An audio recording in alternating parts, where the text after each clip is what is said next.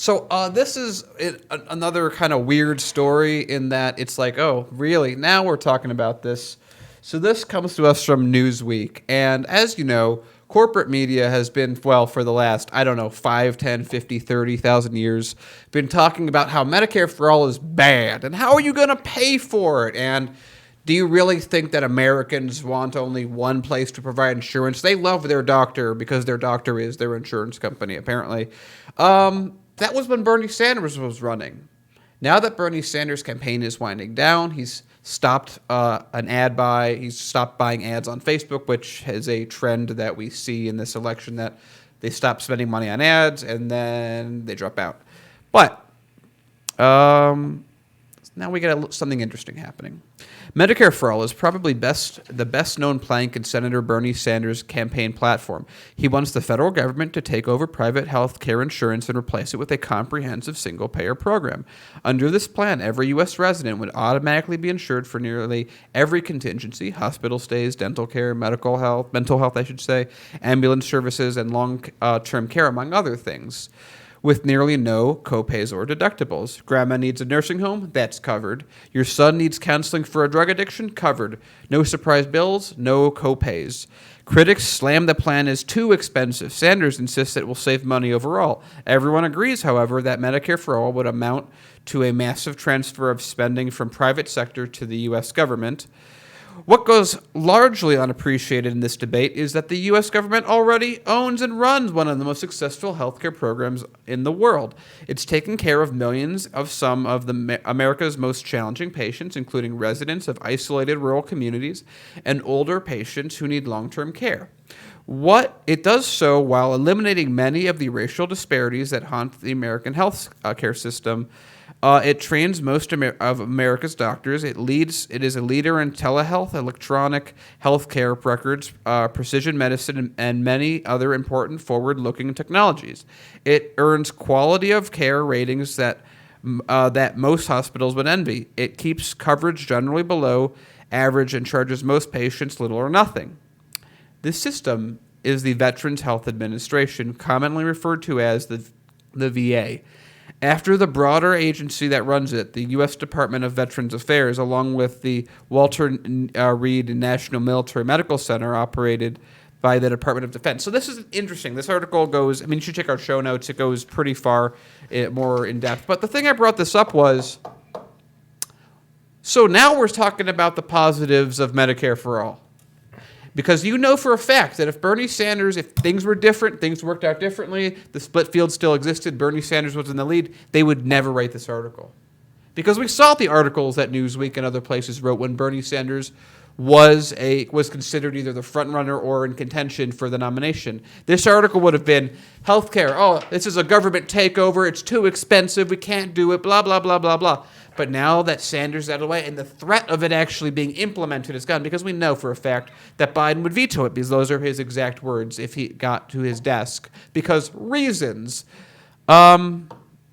Now it's something that we can talk about. And we've been seeing these type of articles around. We've been seeing these pop up, and it's very, very annoying, because it shows that the media is all about, hey, we'll talk about the things we want to do, the aspirational stuff, only when we're sure that no one can make it happen. Right. The second that changes and someone can make it happen, like Bernie Sanders, well, now it's terrible. Now we shouldn't talk about it. Now they're handing it back. To pull Bernie Sanders in, talk about Medicare for All. Put Bernie Sanders in, Medicare for All topic stops. So right here, right now, we're going to see this a lot more. It's this little bait and switch. It's, people, we want you to vote for Medicare for All. Here's a feel-good story, yo. Please don't be mad at us. Please keep reading our publications. No, this is shallow. This means nothing, guys. Paul. So I have a slightly different interpretation so I don't disagree with anything you've said at all. I think absolutely once the threat of actually having Medicare for All is removed from the political system, then we can talk about it as though everyone likes it, because everyone seems to like it. I shouldn't use the word everyone. It enjoys overwhelming support. One of the things I find nefarious about this is let's see if we can't divide up the people who like the idea of a single-payer, more socialized style healthcare system. Let's get them to fight amongst themselves by saying, you know what? Maybe it would be even better if we went with the UK style system and if it was a fully government-run healthcare. Fight amongst yourselves, folks. Yeah. That's the way I see it, is just like now you lay the groundwork for those who agree that we should use government expenditures to have a single-payer system whereby everyone can get covered and agree that healthcare is a human right. And you sort of have the UK model and the French model, right? So Medicare for all would be like the French model. And what they're now saying is the VA does all this great stuff. They run this great healthcare system. Not like there isn't rampant. I'm sure I'll let you handle all of the criticisms of the VA. I know you've got a lot more experience than anyone else. But let's have everyone argue between these two models so we can divvy up the argument, so we can split that up and muddy the waters. That's how I read it. Yeah. All right. In the United States, there is a high amount of veteran suicides, and the VA is overwhelmed. It is understaffed, underpaid, and of course, my experience at the VA has been great, but that's just my experience. I mean, I have not seen some of the traumas of wars, and I'm very grateful that I have not been damaged. But there are others that are still have the scars, and some of them are hidden, some of them are seen as plain as day. But saying that the VA healthcare system is something we should aspire to, no. We need Medicare for all now. The rest of the world has Medicare for all. The rest of the world doesn't have the problems that the United States has been dealing with for decades, where you have people dying, where you have people basically being kicked out in the streets, or people going to jail because they can't pay their medical bills. I mean, wow, Class A criminals, a danger to society. They couldn't pay their bill. Good thing we put them away.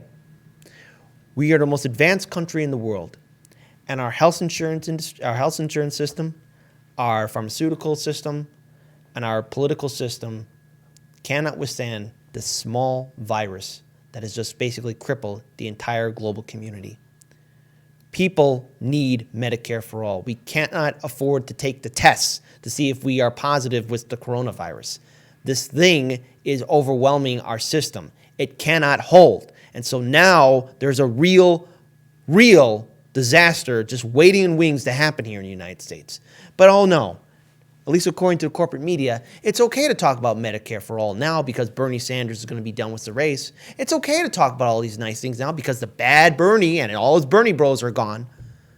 Why is it okay now?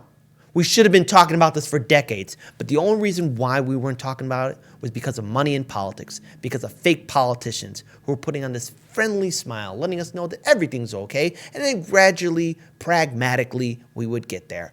Well, look where it got us now. We're looking at an economic depression, and a lot of people are going to get sick, die, be homeless out on the streets. Yeah, this system's looking great. Hey, Rahm Emanuel, no one's running up to you saying, oh yeah, please get rid of my health insurance because I don't like it. The health insurance industry is not helping out the American people. They're bleeding us dry, and people are dying because of it. How dare you say that it's okay to talk about it? We're going to keep on talking about it and keep on pushing forward. And if it's not Bernie Sanders that's going to lead us or Tulsi Gabbard that's going to lead us, then it's going to be us. It's always been us. There's no knight on the hill waiting to help us. We must push forward.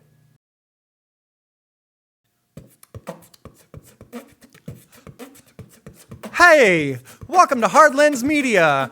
We're Evolution of Manly, the show about the evolving ideas of what it means to be a man in today's society, and we are shooting here at the 99 Perspective Studio. You can see us and a bunch of other shows on their website, which is in the link in the description below.